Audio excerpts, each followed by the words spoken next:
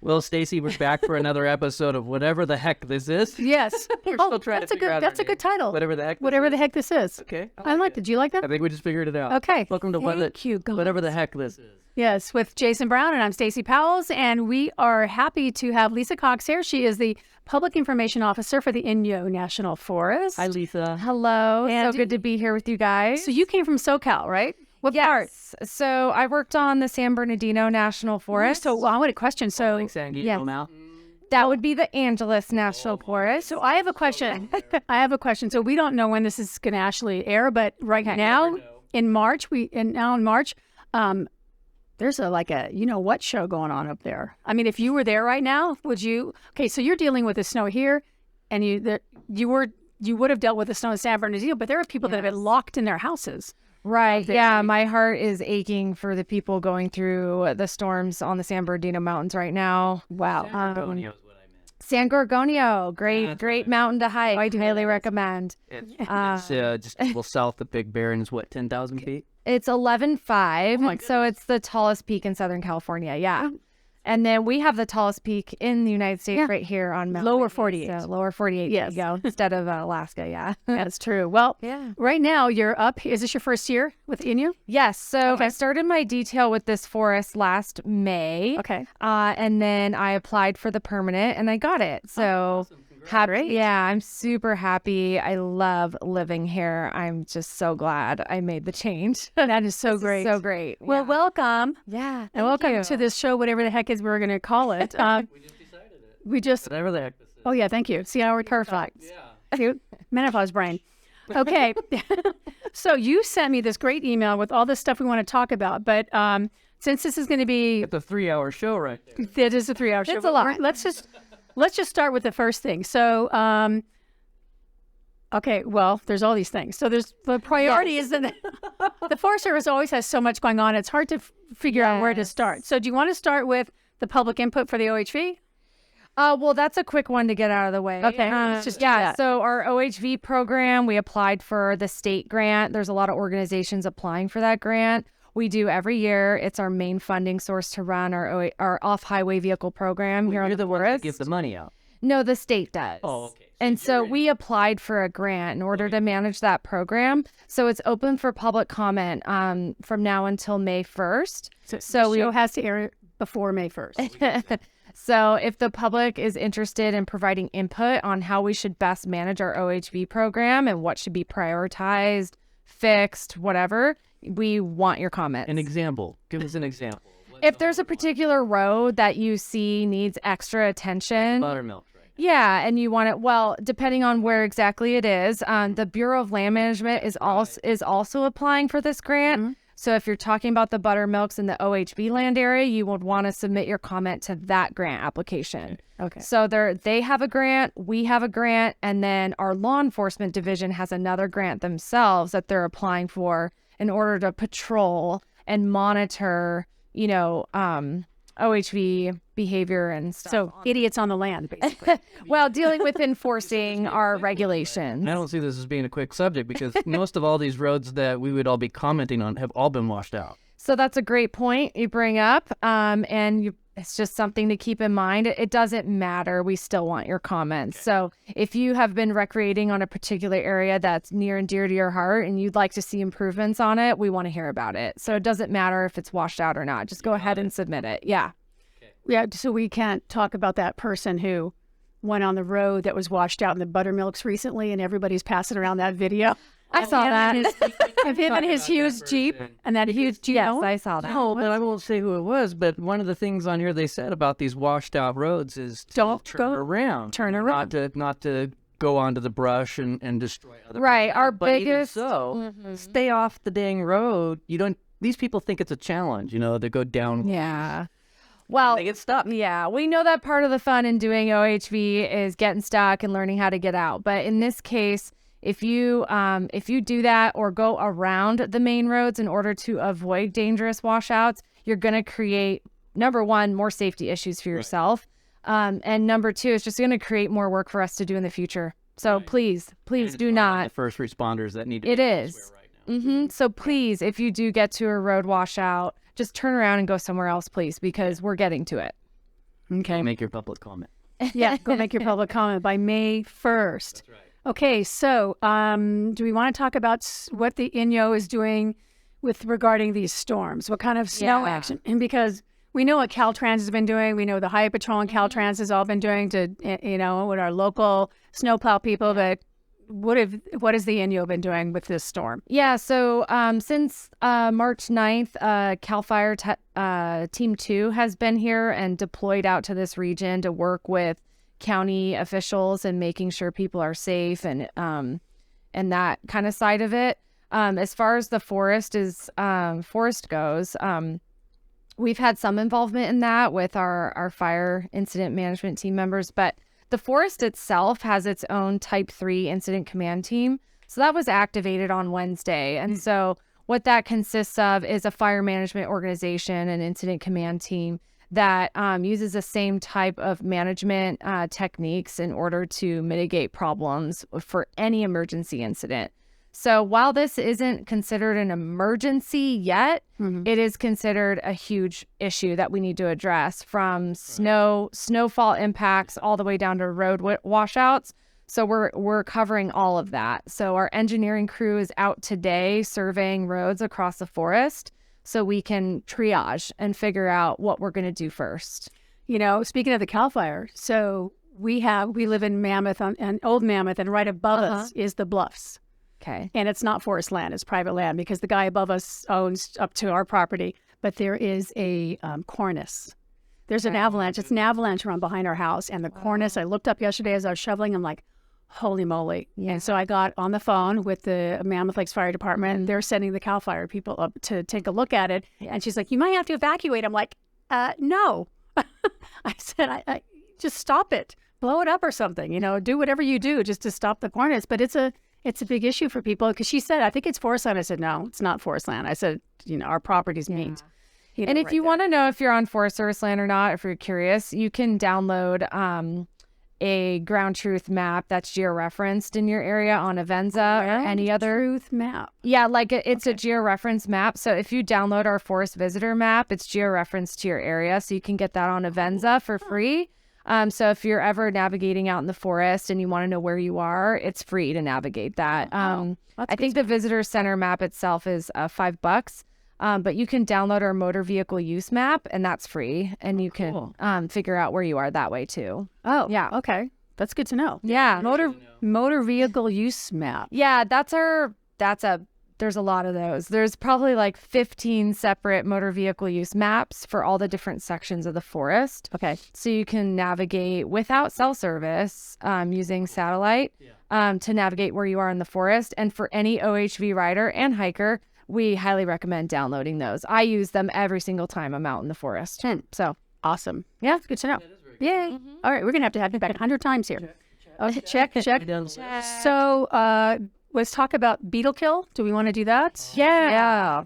So I'm sure many people are concerned about the dead and dying trees around the forest, and has increased throughout the years due to drought exacerbating beetle kill. You work with White Bark Institute, don't you? Correct. They're a partner of ours. Yeah. Yes. So we have some exciting news regarding our partner at the White Bark Institute and Mammoth. Okay. So they just secured a grant from the Sierra Nevada Conservancy, about $4 million additional dollars. Wow. To implement current plans that we have to reducing fuels around Mammoth Lakes and specifically Rad's Meadow.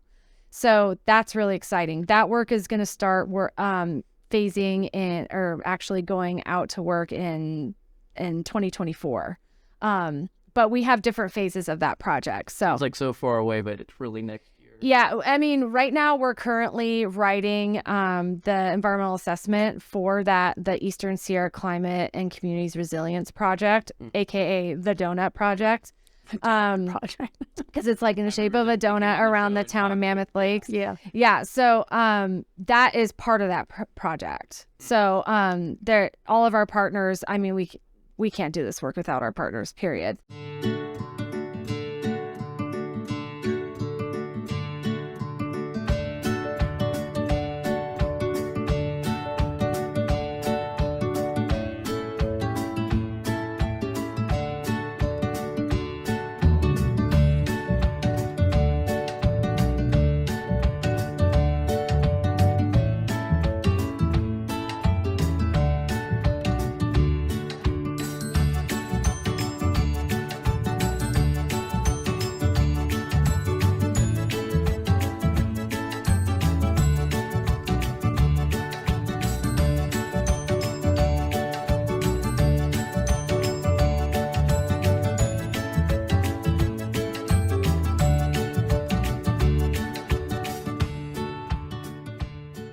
Right. So That's good. yeah, it's really good news. It's not good that you can't, but it's good that Wait. you have partners to work with. Did I just like space out, or did I miss something about the road going down from top of Mammoth Mountain to Reds Meadows? Is that what is that part Correct. of that? That's the area. That's the 203. Okay. Okay. Okay. Yes, we are mitigating. We are mitigating fuels along that road down to Reds Meadow and in Reds Meadow. About the road work. That's separate. Okay. So yeah, that's still gonna continue to move forward whenever we can get access to that area. Yeah. Well, you know, the Forest Service owns. Well, the Forest Service owns the road that. Okay, so Old Mammoth Road stops near my house in Old Mammoth, and then it hits Lake Mary Road. And then that road, we're always like, when is that going to open? When's that going to open? And the Forest Service always says, when we can figure out how to clean up what happened there. So I'm real curious as to what damage has been done now to that road. Right. Because And we won't see until the snow snow melts and we start getting in there. it So could very well be undercut by. very, very much. I mean, yeah, it's still a ton of snow up there. Yeah. I can only imagine the depth of snow at that I'll tell you, elevation. it's 40 feet in my yard. I'll tell you we right know now. what it is on Mammoth Mountain, so just imagine. So, but the good news is, I mean, it is on a west-facing slope in that meadow, so the sun should hit it pretty well. We have awarded the contract. We have found a contractor to do the Reds Meadow reconstruction project. But we haven't figured out a schedule yet because we don't know when they're going to get in there. So would you guys snowmobile to check it out down there? I'm not sure. That sounds like the only viable option at this point. Okay. I'll volunteer. I was going to say, no fair. I was going to do that. And everyone is free to cross-country ski up there as much as you like. Yeah. Yeah, no, it's okay. So let's go back to the beetle kill. So you said at the beetle kill area, there's a big one by Inyo Craters right now. Yes, so we already did quite a bit of fuels work on the trail and the road leading to the trailhead. There's still a lot of downed wood that can be collected for personal fuel wood. You just got to make sure you get your permit whenever we open permits, which I think won't be till May. And then around like the eastern side, we have additional funds to mitigate those trees too. So we are going to have even more fuel wood for people to collect this summer. I have a question. Mm-hmm. Do we need to get a permit if we're just getting kindling? No. Okay, good. Because we go out to the forest and because we find these dead trees that have been there for years, that's the best kindling wood. Yeah. So yeah, anything larger than a grocery bag, any sort of forest product you're going to collect larger than the grocery bag, you're going to need a permit. Larger than a grocery bag? Yeah, like a little. So if hypothetically, per day. well, Per day. hypothetically, if somebody hypothetically fills up the back of their Subaru with kindling, they need a permit? Hypothetically. Hypothetically, yes. Yeah. Yeah. I will tell that person that permit's only $15 and it does go towards funding that program. So and they get them at the visitor center. you can get them at the visitor centers. I believe you can do it on. I believe you can do it online now. I did my Christmas tree cut down this last time. Yeah, we A year don't. ago. Online? Yeah. Was it through the Humboldt Toyabe? You print it out and I thought you cut your Christmas tree online. I'm like, I'm like, that's a new. That's new. I want that one. Man, everything's virtual these days. Yeah, so we don't have Christmas tree permit system on this forest because it doesn't match. We don't have the volume that we would need in order to sustainably do that. Humboldt Toyabe. Yep, they do it. So, Right. Bad information I just gave. yeah, Okay. so the Sierra Nevada Conservancy is the one that's been awarding these grants to do the fuels work with Reds Meadow and with Inyo Craters. So the California Deer Association secured a grant from them to do the other side of Inyo Craters. I'm so, confused. yeah, There's a lot of grant yes. trading. Point is, we're grateful for our partners at White Bark Institute and California Deer Association for securing that funding to make this work happen. So, Okay, yeah. great. Is it the Forest Service that that watches the grouse, the sage grouse? So that's That's a multi-agency effort. The sage grouse monitoring, that's between BLM Forest Service and Fish and Wildlife Service. So if there's sage grouse on private land, because we have it on our backyard, we have sage grouse. Do we need to call the Forest Service or say, hey, there's grouse here? Do we need to like count them or something for you guys? No, we have teams working on that. But as far as like reporting them, if you want to get involved, I think the Bureau of Land Management is the best way to connect. I'm missing it. What's the deal behind the sage? They're protected out in the Long Valley Caldera, right? Yeah, so wherever their leks are located is really the most important areas to protect. So, we just make sure that if there's any sort of, activities out there that they're not creating like purchase for predators or impacting the, stuff like that. Yeah. Okay. Yeah. Just curious, because there is some land for sale kind of behind us on the bluffs, and we're trying to Get the make that. to buy it. Well, there's grouse out there. There's sage grouse out there. We hear them. There's that thumping noise that they make, and we've seen the little ones running around, and They're really neat. and there's deer up and down and up and down where we are, and so it's a whole other story. So Yeah, and they're not endangered. They're not federally listed yet. okay, But they're one of those species that we call like an umbrella species for the sagebrush ecosystem. So they're super important because if your sage grouse are healthy, the sagebrush ecosystem is healthy. okay. Yeah. Remember that, Jason. Okay, so you sent me this email, and would you want to talk about something before you had a forest-wide staffing that you guys are hiring? Yeah, so the hiring, we could touch on the hiring. We know that we're no stranger in having difficulties hiring. The Eastern Sierra, as we all know, major housing shortage. It's hard to get people here. Yeah. No, I mean it's serious. It's hard to. Is? All the different public land You agencies have are a lot competing. of jobs open, but you can't get people to come fill. Right, Because there's no place to live. It's due to a lot of factors, but one of the factors is every public land agency is trying to compete for people who live here to work here. So we're constantly struggling with that. My son always wanted to work for the forest department. I don't know why he doesn't do it. And he lives here. Well, we're hiring, so No, Ethan, your butt and get Ethan. Yeah. So we are our hiring effort to fill recreation techs to manage our rec facilities did not go well. So we're kind of in a scrambling mode to directly hire people. When you say and that rec facilities, what are you talking about? Like, campgrounds, visitor services or visitor centers, stuff like that. Maintenance are of they our jobs with benefits or? Yeah, they're seasonal. Oh, But they have benefits, and we are hiring one year-round person, coming up. So March 20th, we're doing another hiring effort. So it's the dates. I can't say with certainty, like dates of when jobs are going to be available. So the best thing to do is to bookmark our employment page on our website because I'm constantly updating it. For the Inyo. Mm-hmm. Okay. If you go to the Inyo National Forest website go to and click careers on or- work with us okay. or working with us and then click on employment, that's going to be the page you want to save. You need to tell Ethan that. Mm-hmm. Look, We you're ha- going to want a seasonal job, though. He's got a family. Yeah. Well, the cool thing is to start. sometimes even when you got to get your foot in the door, right? So if the person proves to be a really excellent employee, there's always funding somewhere. So I was a seasonal employee on the San Bernardino before I came here. I left a perm job for that seasonal job. And because I was doing a career switch. But in the off season, there was so much funding in the OHV program from the state of California that I ended up working for the OHV program all winter. And then when the spring came up, I was a PIO again. So there is, that's an example of like employees who really want to stick around and look for jobs. Like sometimes there is funding in other programs where they could be helping out. So Shifted.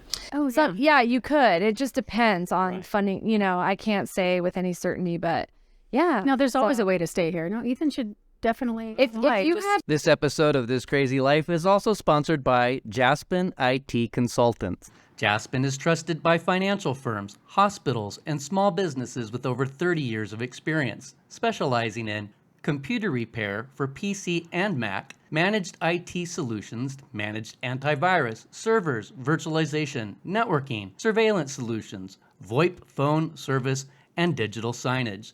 We are building a reputation for creating a positive return on investments for our clients. If you are serious about your business success, our team of professionals can get you there.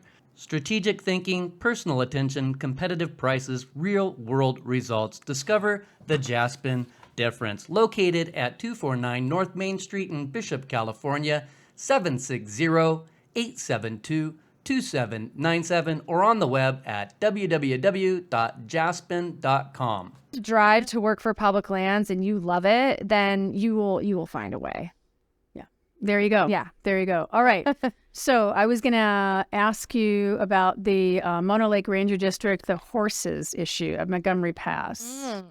So we've... Wild horses. Yes. Yeah. Don't stop. La, la, la, la.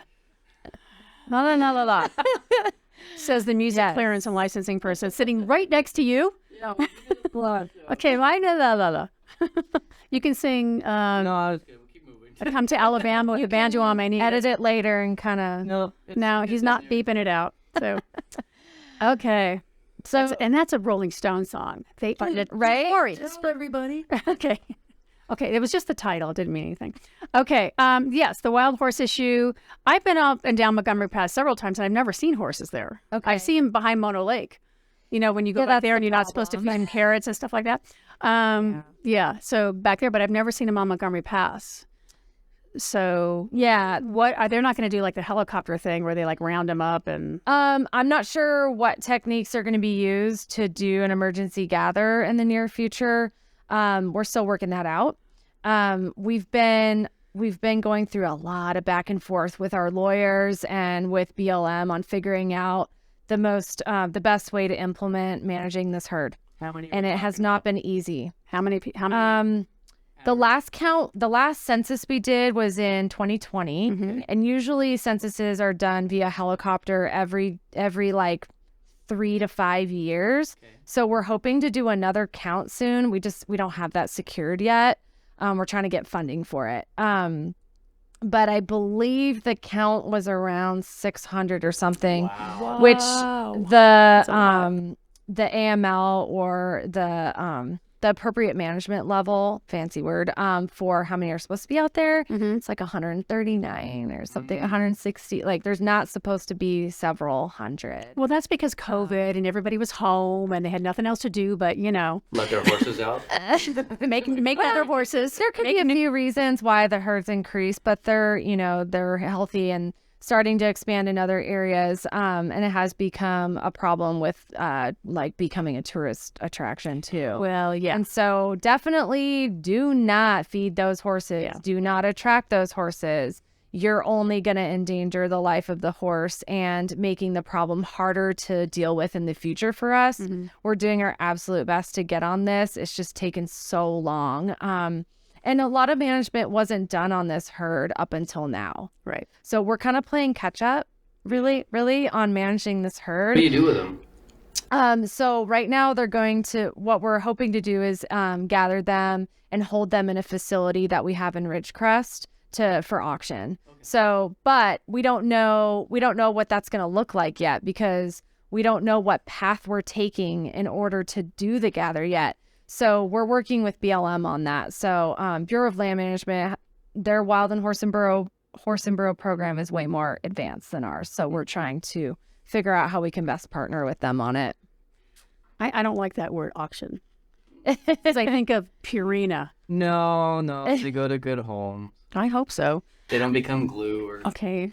But we're also updating our management plan from the 80s. So that's something we're going to be hopefully doing soon. But we just are so short-staffed in redoing that plan and going through the NEPA process for it that's what we're stumbling over right now. So we'll get there eventually. There's so much to talk about. We've only got like, 4 minutes? Yeah. So what's the What do you want to talk about in your last 4 minutes? Whew. Is it too early to talk about fuels reduction? Well, we kind of already touched on that.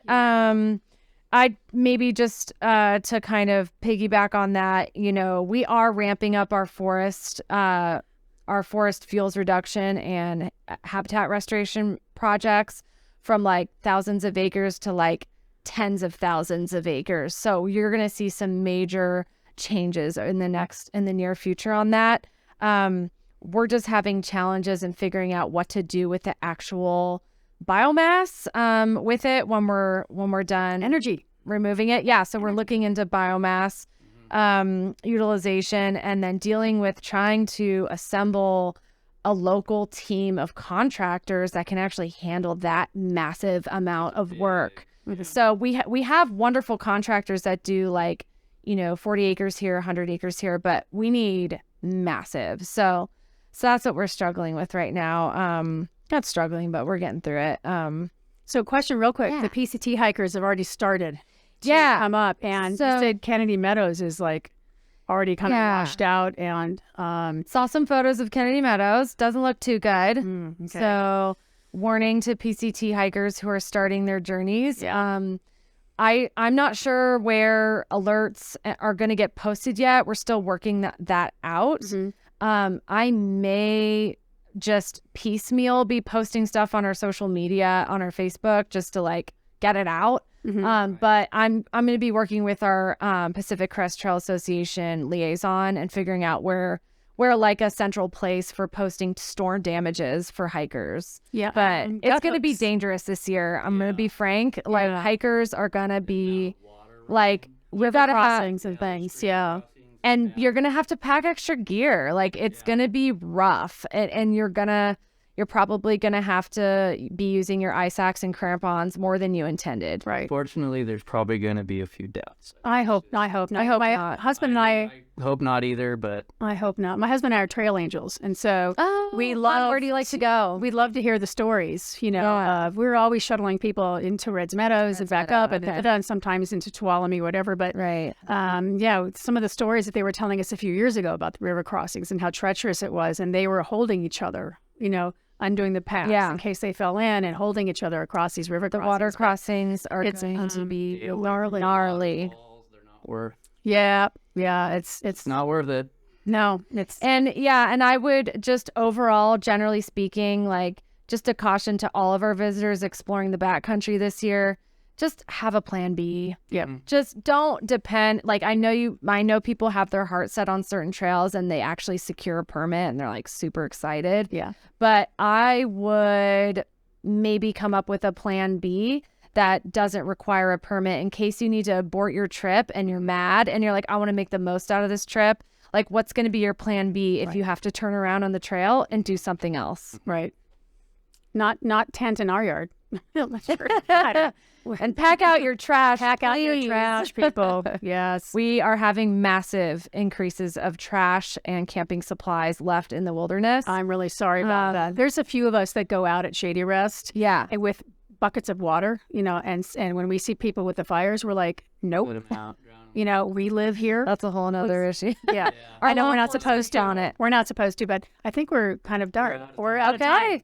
Well, you're going to have to come back, Lisa, good. because there's so much that goes on within the Forest Service, will and be we back. so appreciate. Yeah, I'm going to call you. If you're going to be one of my last minute, Our quarterly guest. I guess Oh, cancel please tomorrow. do. What are you doing? Heck yeah, sign me up. Every month. Thank you so much. Thank you for Really being on appreciate Thanks for having me. This is Glad to be here. What were you going to call it? whatever the heck. Whatever the heck this is show. With All right. Jason Brown and Stacey Powells. Thank you, Lisa. Thank you. Thanks so much.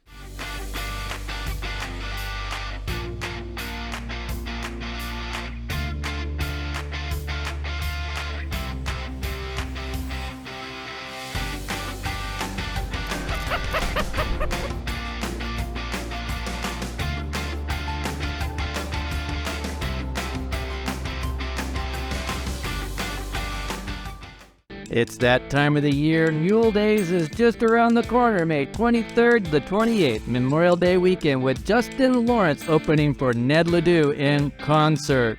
Mule shows in the Mike Booth Arena Friday, Saturday, Sunday. Come on down. Get your tickets at muledays.org.